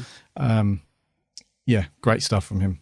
I gotta say, it's interesting because it gives it another element to the story, and there's already quite a lot going on in this as well. So it's like, as if it wasn't complicated enough, you get the Black Guardian popping up every now and again. But I think it works really well. Yeah, it doesn't sort of, like you said, it doesn't take you out of the story as much as you'd think it might. So yeah, and great casting. I like him. He is scary. He's the sort of bloke, I think if you met him at a convention, you just assume he was like that. You'd be quite scared of him because of the voice as well. Apparently he died not that long after this aired. I think he was quite old at the time, which I didn't really realise. But yeah, he was quite old when he actually filmed this, apparently. So okay, right. Yeah, but he did do a convention. He did the famous Longleat convention. Oh, Longleat. Peter Davison and Mark Strickson and that. And I have seen a little video clip of him there, and he does come across really well. Yeah. Oh, cool. Yeah. In a way, I'm glad that they didn't write him in any more than what he was in it. Oh, yeah. For two reasons, really. The first one is that, like we said earlier, there's a lot going on. So there's a lot of to in and throw in with the Brigadier and back and forward and all that stuff. And secondly, I think it would have made him less sinister if he was in it anymore. Because you almost, as you're going through each episode, you're thinking, I haven't seen the Black Guardian in a while. I wonder if he's going to pop back in it, anytime soon, or if we, he's. So it was quite clever writing, I think, because they could have gone to town with that character. They could have made him. They could have brought him in it a lot more. But I think that would have overdone it. So I think they played that quite right, like the amount of screen time that character had. Yeah, I agree with you. Which is good. Before we move on to like the main cast, what do you think of some of the support cast that we mainly see at the beginning, like the headmaster and the other kid that Turlough's sort of picking on, if you like? I like the headmaster. It's really bugging me. I've meant to look this up. He's like one of the Time Lords or something in a Tom Baker story. Because I remember as soon as he walked in, I was like, oh, I recognise that actor. I can't think who he was, but I thought as the as the headmaster. He was quite good, He good was, casting. Actually, he's that sort of character. He was Barossa in The Deadly Assassin. Oh, Deadly Assassin. That's right. Yeah, I knew him. I just couldn't place him.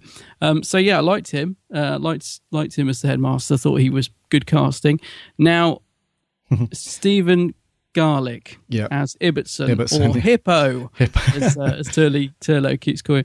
I'm sorry, just dreadful. He's the only one in it that stands out to me anyway as being just ham acting. It's just the voice, the act. Yeah. I mean, to be fair, he does work okay in the scene, and he's only in it at the beginning, isn't he? Yeah. But what a wet lettuce! I was just like, yeah. I'm glad he wasn't in it any more than he is. Let's put it that way. You almost want Turlo to give him a good hiding, don't you? Yeah, you do. You almost want him to. Such a wet. Oh. I read you. Yep. Yeah, he's the only one, I think. Yeah, it's quite funny to see him manipulated by Turlo at the beginning. It's quite funny, and because he's quite annoying, a bit like Adric really, because he's an annoying character. You don't really feel too bad if like something bad happens to him. No, that's right. And I don't almost want him to get in trouble, don't you? Yes, and I don't mean the death scene in Earthshock for Adric. No, because I genuinely find that quite sad. I'm talking about like the other little mishaps that Adric got himself into. You don't really feel too bad because he's quite annoying. Yeah, a lot of the time. So he has that vibe, doesn't he? He has that annoying sort of, just bugger off out of it. The headmaster, I agree, pretty good. I couldn't place him either. I'll be honest with you. I thought he's been in Who. He has been in Who, absolutely, but you can't. I couldn't place him. Just same as you had to look it up after I watched it. Yeah. And what about the? We have a small part, don't we? Matron. Oh, Matron. Yes. Matron. I'd forgotten about Matron. Yeah, she's good. She's fine. She just seems one of these nice little bit part actresses that gives a nice little performance. Yeah, I thought she was good. Fine. It's good. Right. Speaking about the Black Guardian, Mordrin. David Collins, your favourite of the David Collins School of Acting. Yeah. Do you know what? It's funny because obviously we talked about when he's in Robots of Death and how over the top he goes. Yeah. And I didn't remember him being so over the top in this, but my God, he really goes for it when he's first in it, doesn't he? When he's like, "We must leave now," and he's really, oh dear, David, he's giving a bit more of his acting class than I remember in this. He's absolutely a stage actor. He is a without stage doubt. actor. Yeah. To be honest though, the thing about him in this is that half the time I can hardly stand to look at him because of the gross makeup and that he's under. Like even when he's sort of, only got like this flesh side to his face that's all battered. He's sort of grosses me out. Yeah, so good I makeup, thought when he's on, it is good makeup. Yeah, I found myself sort of wincing a lot of the time that he was on screen for lots of different reasons. But yeah, I mean, he's okay. It's interesting. He plays the part okay. He's a bit pantomime. He's very, very theatre in this performance, I think. Mm-hmm. But he's not helped by the sort of, like you said, the makeup's good, but he's not helped by perhaps his costume as well with that thing on his head. So, yeah, not brilliant. Yeah, I mean, he's not as bad as he was in Robots of Death. He's not as bad, not as much panto stuff going on. But he is still quite dramatic with it. I think that's just the nature of who he is, It's just his style. Yeah. I'm not really sure what to say. He was good. He was good in this part. Again, I think it's one of those episodes where you can't really complain too much about what's going on. Because he does the job, as it's supposed to be done. He's just just David Collins all over. I think he just edges towards that theatrical side, in any part that he plays, and this is no different. But the makeup was brilliant. The makeup is good. Who do you prefer him as Mordrin or as Toos? No, was it Toos? What was he called in Robot? Which do you prefer him in, this or Robot? I prefer him in Robot just because the panto, stage production is just more out there in Robots of Death. Yeah, that's strange. I thought you would say this. I don't know why. It's strange because he's, like I said, I don't feel he's as sort of dramatic in this as he was in Robots of Death, but I prefer him in that because if you're going to do it, just go for it properly. Yeah. And also, apparently, he was in Revenge of the Cybermen, which I don't remember him in that at all. But I think he was under a mask or something in that. Okay. I don't remember him in that. Yeah. No, he was Pol. Oh, of course he was. Yeah. Chief Commander Paul. Yeah, I should know that. Yeah. Yeah. So I mean, no complaints really. He was pretty good. You know, it's just what it is. It's David Collins being over the top. Yeah. Okay. There's a dreadful picture of him on Wiki, by the way. Have you got it on as well? No, what's that on? They really need to change his picture on Wiki, bless him, because he's a lovely man, actually. I met him at one of our Slough events that we went to. Windsor, the Paradise Towers, 10th Planet events. Yeah, he's a lovely man to meet, but dear me, he needs to change his Wiki picture. Anyway, yeah, moving on. Moving on, the Brig. The Brig. Oh. So we see him in retirement, don't we? Yeah. Unit's, long gone. And he's working as a maths teacher at this boarding school, and he's got like a little hut somewhere on the grounds. He's a bit like Hagrid. Mm-hmm. And he bumps into the Doctor. He has no memory of the Doctor and their adventures and so on. And that's when because what's happened with this sort of...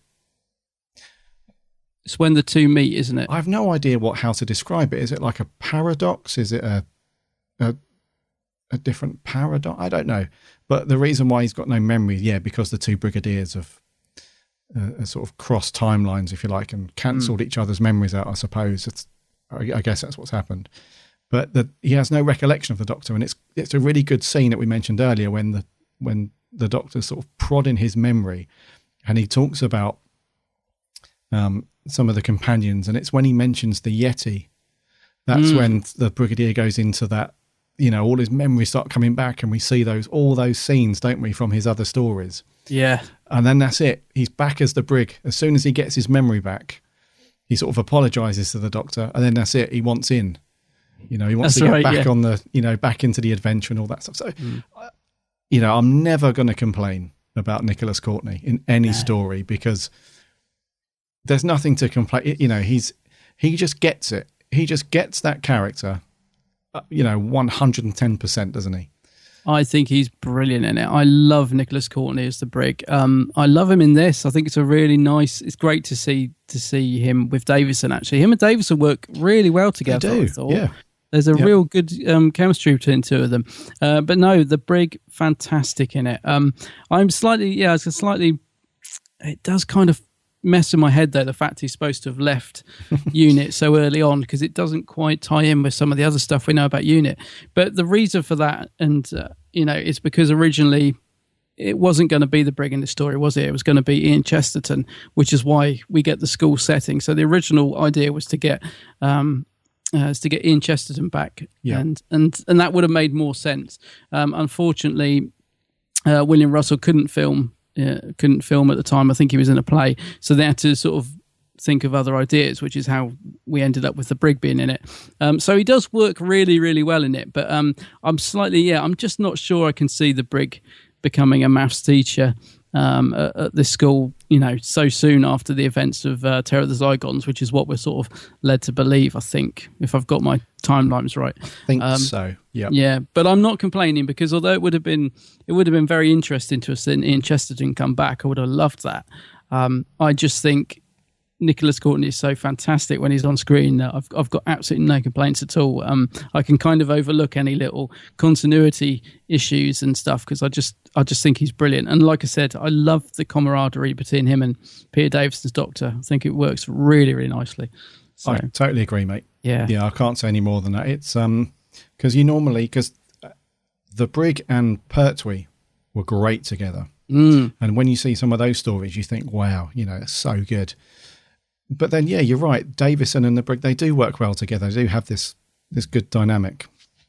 I just love that scene in the hut. It's just the whole way that Davison sort of, he's almost like a pupil in a way, because he's sort of, when the Brigadier shouts him down, he's like, absolutely, of course. You know what I mean? He doesn't question the Brig, even though he can see that something's wrong. He lets the Brig carry on as if he's in control, even though he knows he's wrong. And I think the way Davison played those scenes with Nicholas Courtney was great, actually. Really good. Really, really lovely scene. Yeah.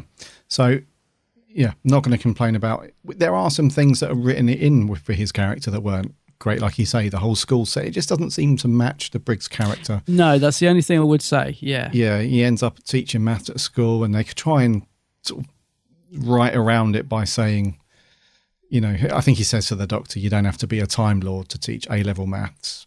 You know, insinuating that the Brigadier's just kind of settled, you know, for this life. And, you know, the way that he mentions John Benson. Levine, Benson as a car salesman and stuff. So the way that they wrote some of the characters around UNIT, I'm not a great fan of. Some of those things, and obviously the continuity things are just glaringly obvious. You can't overlook those. But then again, you know, that's a good reason to pick up the Lethbridge Stewart books, because true. All that, you know, they cater for all that stuff. However, the performance that Nicholas Courtney always gives is superb. Yeah. So regardless of how, you know, his circumstances are in this story, how they've been written and so on, his performance with what he's been given is just brilliant every time. There's never a complaint about Nicholas Courtney. No, and it did make me, because one of the few, I love the McCoy era, but one of the stories that I've never really got into was Battlefield, and it did make me want to watch that, because I can't remember now how I'm thinking, is he back in? Oh no, he's still in retirement in that story, isn't he? Because I was trying to think where we go with the Brigadier after this, and I can't remember. So I may dive into Battlefield at some point, just to find out where. Because I think he's in retirement actually. Maybe he comes out of retirement to help the Doctor or something. I can't quite remember. But this sort of made me start thinking about the Brigadier's timeline and where we go after this. Because I sort of wanted to see more of him, if you like. Well, when the Doctor drops him back, I was so sort of attached to the character. I was thinking, what happens to the Brig after this? You know, because obviously he's not. I don't think he's a school teacher next time we see him. No, he is retired. Yeah, but when he hears, because I think in Battlefield, the Doctor there's a distress call from UNIT, I believe, which is, you know, why they end up there. And I think when the Brigadier hears about the Doctor is back, he comes out of retirement because he's got a little bit of a tum in the old UNIT green jumper, isn't he? So, yes, I think that's the next time we see him is in Battlefield, I'm pretty sure. Yeah. But he's such a good character. Such a good character. I love Nicholas Courtney. Right. TARDIS team. The TARDIS team, yeah. Actually, let's talk about the newest member first, Turlough. Mark Strickson. I thought he was okay in this. I think he gets better. You know, the longer we see him as we get through Davison's era, he does get better. But I still think it's quite a good introduction for him. He does play it pretty well.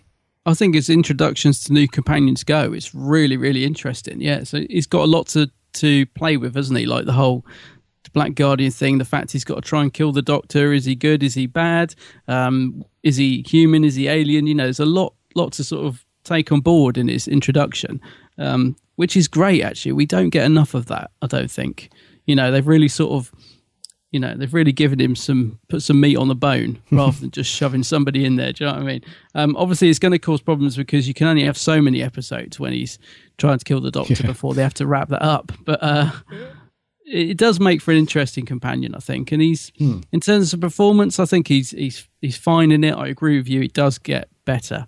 But he's definitely makes for an interesting introduction to a new companion. Yeah, it is good because they haven't wrapped up like his sort of mental influence that the Black Guardian has over him. So it does leave you with that. What's going on? Is he still going to try and kill the Doctor? Does he genuinely want to be part of the Doctor's team now? And so it does leave you guessing after this one. There's a confidence to him as well, isn't there? You know what I mean? He's quite, I wouldn't say, well, maybe a little cocky, but, you know, like is it the end? Or there's a bit where the Doctor walks in and he's just at the console, just tapping away, and he's quite confident, isn't he? You know, the Doctor sort of picks up on that. I think the Doctor's a bit like, who is this guy? Yeah. You know what I mean? He's a bit intrigued by him as well. It's a good first meeting with him and the Doctor as well, because the Doctor bursts into the TARDIS and goes straight to the console, and he's like tapping away. There. He looks up and Turlough's on the other side tapping away, but he doesn't get angry or anything. He's just, there's that sort of, you know, who are you? Well, who are you? Yeah, you must be the Doctor. You know, so it's a good introduction. And I love the ending where they shake hands as well, because that again left me wanting more. I didn't go on and watch the next story, but it did. I certainly wanted to if I'd have had time, because you know what I mean. It's sort of like welcome aboard or whatever, and they shake hands. And you're thinking, "Oh, Doctor, you've just invited your assassin on board the TARDIS." I think that's a great. We haven't seen anything like that. No, that's good before. So that was good. Yeah, yeah.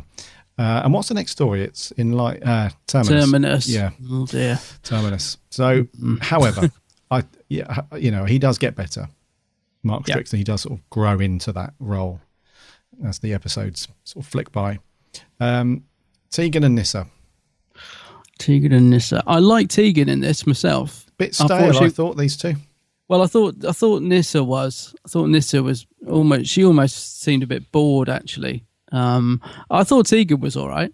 Because I like the bits like you mentioned earlier where she's sort of having none of it. She's like, hang on a minute.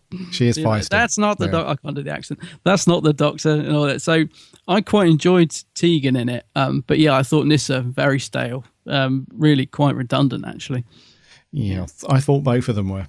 I thought Tegan had her little moments. The only moment that I liked really was when she's arguing with Nyssa about about Mordrin. You know, he's trying to convince them that he's the new Doctor. Or sorry, he's the latest regeneration of the Doctor. Mm. There's a quite nice little scene between Tegan and the Brig, I think, as well. Quite short, but it's quite nice when they're together. Oh, that's when she's back in time. When she's back in 70, whatever it was. 77 or whatever it is, yeah. And she bumps into him and they go into his hut and he, makes her a cup of tea and have that's quite nice, yeah. It's quite good because she gets to say, he's Brigadier Gordon Lethbridge Stewart. Yeah, in a typical Aussie, Aussie Do you know the fashion. bit where they're zombies though? They almost, if you watch that scene, it looks to me like they're really trying hard not to laugh, because like the makeup's great and it's quite a gruesome scene, but they just look like I just imagine as soon as they shouted cut, they just burst out laughing. Probably. When you watch that, it just seems there's a bit of I think sometimes Janet and Sarah probably just slightly slipped out of character sometimes, because you almost feel like they're just messing around on set a little bit at times. You can almost sort of feel that they're just waiting for the camera to cut so they can just laugh. And well, they probably did, to be fair. Yeah, they probably. It's probably quite laborious filming a TV show. Yeah, well, I think her and the three of them were Davison as well, because Davison's a bit of a cheeky chappy. Yeah. I think the three of them got on quite well, and I think there probably was a lot of giggles on set. Mucking about, yeah. Because when the cameras aren't rolling, they've got nothing to do, have they? No. Really, they, apart from learning, the lines for the upcoming scenes, it's just waiting for everything to be set up so there's nothing really to do. Yeah. So a bit stale. But yeah, Tegan was okay. She had a couple of fiery moments, which is good about her character, but nothing else to do really, did they? No, not really. She goes on about the Mara at the start of the episode, which ties in with the previous story, Snake Dance, doesn't it? So she sort of bangs on about that at the beginning, and she's like, once again, she's demanding to be taken back to Earth and all that. So yeah, but she definitely gets more to do than Nyssa, but still not that much. Yeah. And Mr. Davison. Sideburns looking pretty good in this one. Yeah, very space age. Yeah, very space age sideburns. Davison, I really like him in this, but mainly the scenes when he's with the Brig, because I think at other times he's perhaps just a little bit run of the mill, like you said. But yeah, I do love Davison's Doctor, especially the sideburns. But the scenes with him and the Brig really steal it for me. I think they're great together. They really bounce off each other. So no complaints about Davison in this. I think he's fine. Yes, I quite like the scene towards the end where he's like a step away from sacrificing himself to save Tegan and Nyssa. So that's quite, that's really part of the human side of this particular Doctor, isn't it? He's very, he has no problem with sacrificing himself to, save other people, which is quite good. The other times, I completely agree with you, mate. The scenes that he has with the Brig, really good. Love all those scenes with both of the Brigadier characters. Yeah. Both really good. And the other times, it's just thundering along as the Doctor normally would do. Again, no complaints really. No complaints. And I do like the way this story comes full circle with the two Brigs meeting and cancelling out everything. And it's a bit of I was going to say a reset button there, but it's not. It's better than that. But it's quite nice the way the story sort of concludes, I think, brings everything together, because it is quite, there's quite a lot going on up until that point, and it does kind of sort everything out. So, I like the way it all ties up. Yeah. Anything else you want to mention before scores? No, I haven't got anything else apart from the fact I like the pod. I like the silver ball pod. It reminds me of the Joe 90 pod he used to see. But nice. No, I think the design and stuff on this episode is quite good, apart from the spaceship. But nothing else really to add about that. I'm glad you mentioned the music. Yeah, because we would have forgotten. We always forget the music. Right, scores. It's me to go first. Yes, it is. I'm going to give this a 6.5. 6.5? Oh, I thought you'd go higher than that. Well, I was thinking a 7 at first, but I can't really give a high score on an episode just because of, the Doctor and the brig. Fair enough. There's quite a few other things that are just, and again, they're not bad. They're just nothing, I feel that they didn't really push anything further. I know. In all that stuff, really. Okay, well, I'm higher than that. I'm 7.5. I must admit, I nearly pushed to an 8. I think, when I said at the start of the review that if you'd have asked me before I rewatched it, I always think this is a really, really good story, which it is, but it wasn't quite as good as I remembered, so it has gone down slightly. But I still really enjoy it, so 7.5 for me. Good stuff. What did you guys think? I'm not sure how many people have actually watched this one. We had no audio reviews in, but we did have... Oh, that's a shame. I was hoping Jay Kemp might do his Black Guardian impression. We did have, obviously, over on Facebook and Twitter. So over on Twitter, we had Cameron McEwen, previously of Blog to Who. Oh. His review simply is, great soundtrack. Oh, yeah. So along with you, mate, he loves the music from Paddy. Old Paddy. Andy Frankamala, Mr. Andy. He says, oh man, continuity cock up. And then he says, until my story, the unfolded time in the Havoc Files. Which, I saw that, he did say he was going to try and find me a copy, and I still haven't got it. My OCD of the Lethbridge Stewart novels is in turmoil because I can't get hold of it, because that was the limited one they did, wasn't it? That's right. So, Mr. Andy, if you're listening, I want that book.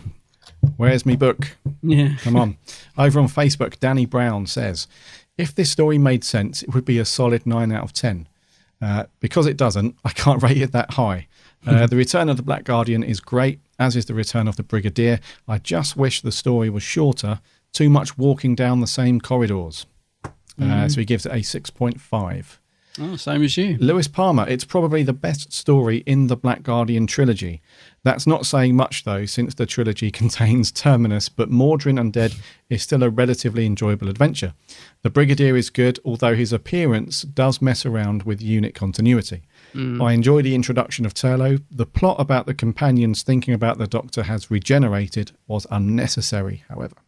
Overall, it's an enjoyable story, but not one which I often return to. 6.5.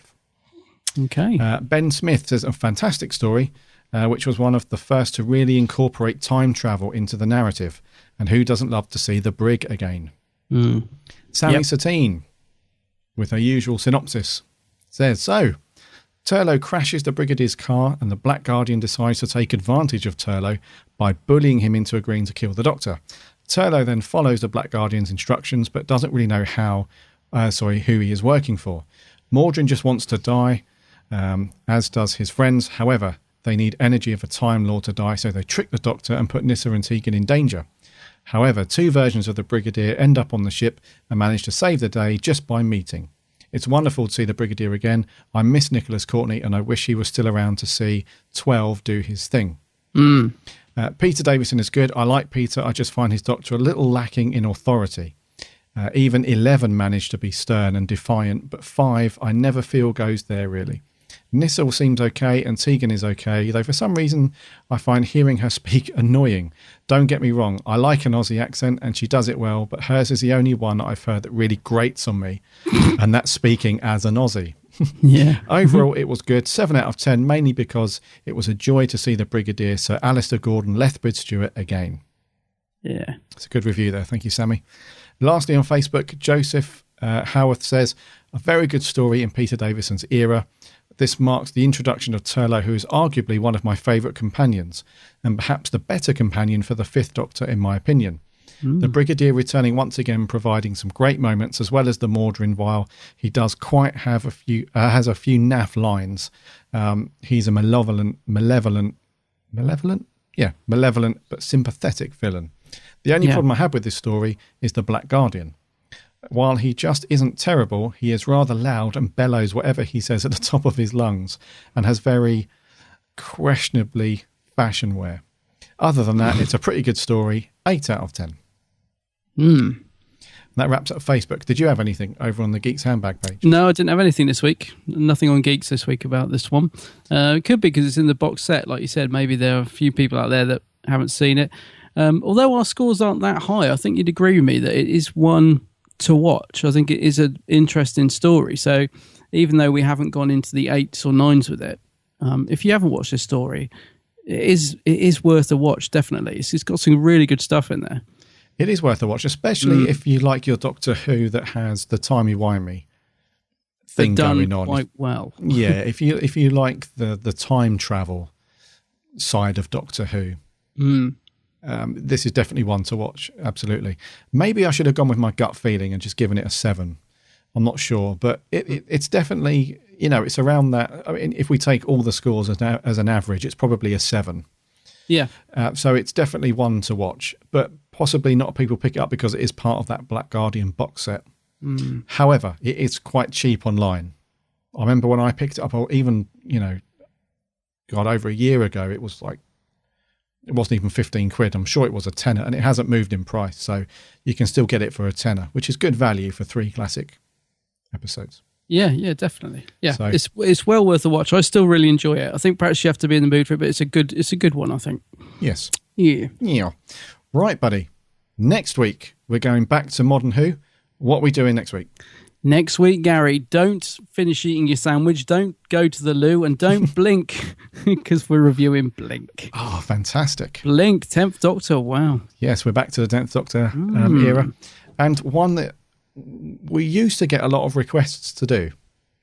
I remember we went for a phase, this was quite a while ago, with people saying, are you going to do Blink? Are you going to do Blink? Blah, blah, blah. So that's died off a bit, but yes, we are coming back to do Blink. So that's coming up next week. Really look forward to your views on that one, because it's one of those Doctor Light episodes. It is, yeah, and it's also one that, some people feel is overrated, some people think it's a classic. So we'll see. Yeah. I'm really looking forward to you guys' thoughts and reviews on that one. So yes, and I think we're gonna wrap there for 98. Okay.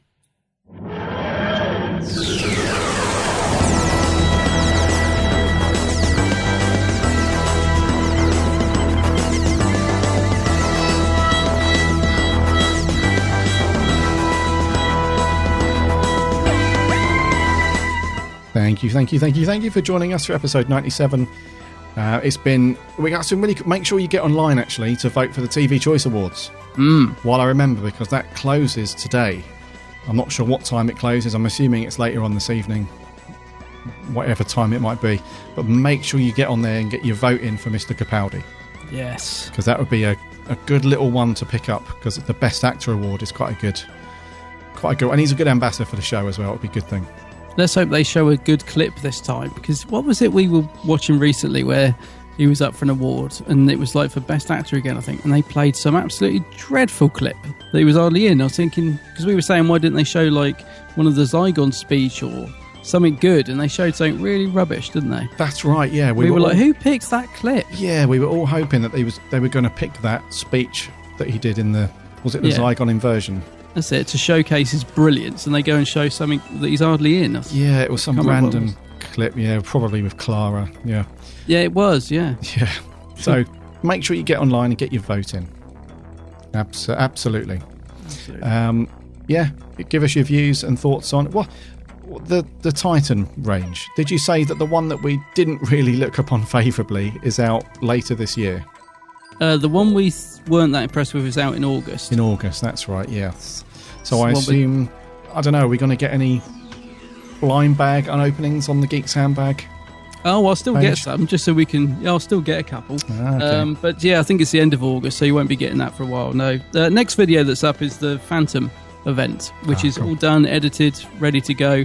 I'm not sure when I'll publish it, either this Friday or next week, but that'll be the next one, which is good. You'll get to see Bonnie, and you'll get to see how happy Ad was. The other Adam, I mean, not me.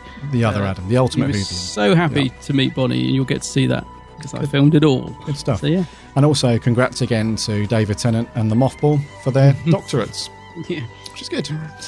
Right, anyway, head over to the website, www.bigblueboxpodcast.co.uk. Listen to all of the previous shows, and there's plenty of buttons there to do stuff. So you can subscribe, you can go over to Facebook and Twitter and Instagram, all that stuff. Give us a like and a follow. Is there a big red button? No, there isn't. Oh, It doesn't open any TARDIS doors. Big red button. A big toffee apple on a stick. Remember to check out Adam's channel, The Geek's Handbag, on YouTube and Facebook. Loads of cool videos there. And the next one, the Phantom event.